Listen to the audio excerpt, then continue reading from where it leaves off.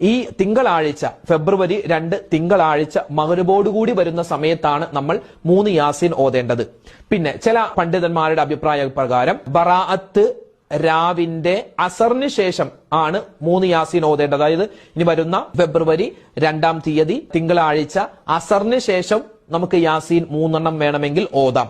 അല്ലെങ്കിൽ ഏറ്റവും നല്ല സമയം വരുന്ന ഫെബ്രുവരി 2 തിങ്കളാഴ്ച മഗ്‌രിബിന് ശേഷം 3 യാസീൻ ഓതലാണ്.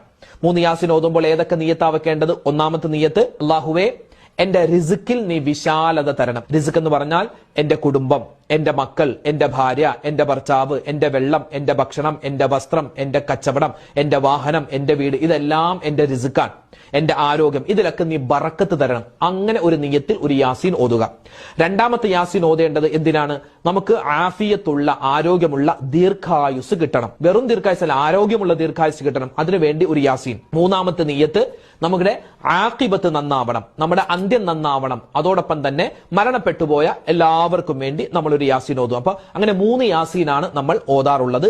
അത് മഗ്‌രിബിന് ശേഷം ഓതൽ നല്ലതാണ്. അപ്പൊ ചോദിക്കും, ഉസ്താദെ ഈ മഗ്‌രിബിന്റെ ഇടയിൽ സമയം കുറവാണ്, അപ്പൊ ഈ 3 യാസീൻ നമുക്ക് മഗ്‌രിബിന്റെ ഇടയിൽ ഓതി തീർക്കാൻ പറ്റില്ല.